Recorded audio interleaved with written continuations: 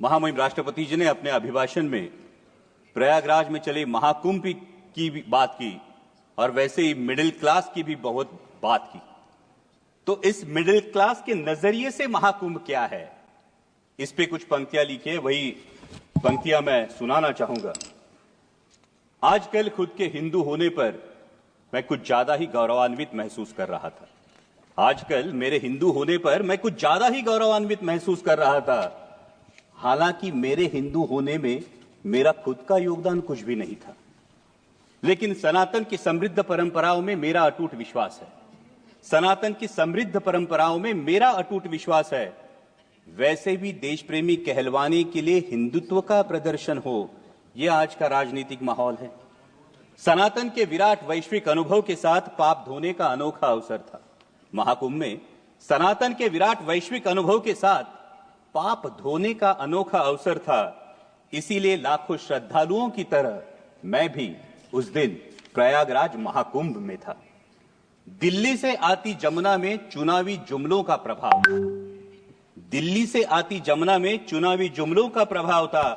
बिहार जाने वाली धारा में बजट का कुछ ज्यादा ही बहाव था। लेकिन लुप्त रही सरस्वती मैया, क्योंकि शायद आज की राजनीति में सद विवेक का थोड़ा सा अभाव था। धन्य हो गंगा मैया, धन्य हो गंगा मैया, जिसने सारे पापों के साथ सभी को अपनाया।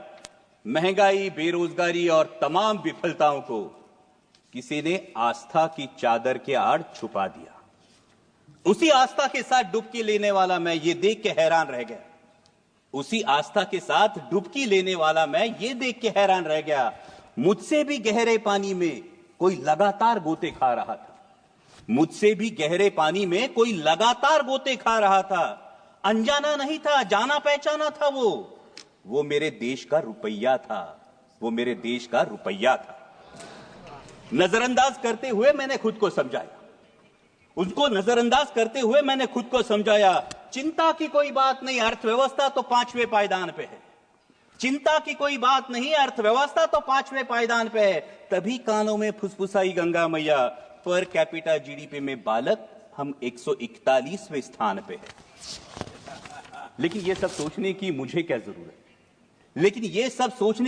क्या जरूरत? मैं तो एक साधारण सा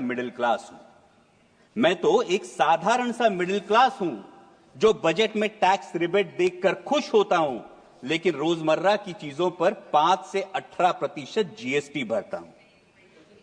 चप्पल, कपड़े, खाना, साबुन, खाद, यहां तक कि कफन। चप्पल, साबुन, कपड़े, खाद, यहां तक कि कफन। शर्म आनी चाहिए। यहां तक कि कफन, कोई भी चीज नहीं छूटी है। दर्द तो होता है लेकिन जख्म नहीं दिखता। इनडायरेक्ट टैक्स जीएसटी की यही तो खूबी है। वैसे हेल्थ और एजुकेशन सेस भी मुझसे ही वसूला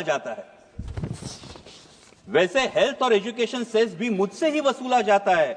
लेकिन पढ़ाई के लिए प्राइवेट स्कूल और इलाज के लिए प्राइवेट अस्पताल में भर्ती होना पड़ता है। खुद की गाड़ी पर जीएसटी और रोड टैक्स भी भरता हूं। लेकिन गड्ढे, टोल और पेट्रोल सेस से कहां राहत पाता हूं। महंगाई तो बढ़ती है लगातार, तुलना में सैलरी नहीं बढ़ती। लेकिन कहां शिकायत कर पाता हूं। लोकल ट्रेनों में लटकता हूं, ट्रैफिक जाम में फंसता हूं। मानो प्रीमियम और ईएमआई चुकाने के लिए मैं जीता हूं। ईएमआई से याद आया, पिछली बार चुका नहीं पाया तो बैंक मेरे दरवाजे पर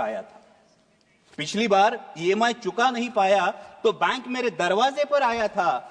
उसी बैंक से करोड़ों की ऋण माफी लेने वाला पूंजीपति कुछ दिन पहले ही शाही स्नान कर चुका था। गुस्सा तो आता है, पर कर भी क्या सकता हूं। ज्यादा से ज्यादा ताव में सोशल मीडिया पर लिख देता हूं, क्योंकि मैं हूं ही कौन, मेरा वजूद क्या। मैं एक साधारण सा मिडिल क्लास हूं। लेकिन विचारों की श्रृंखला को तोड़ अगली डुबकी लेने ही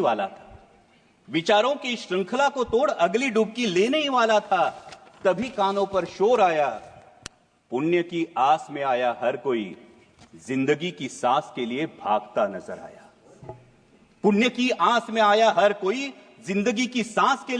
नजर आया। भगदड़ में हाथ से हाथ छूट गए, अपनों से अपने बिछड़ गए, सपने सारे बिखर गए, इंसानों तले इंसान कुचल गए।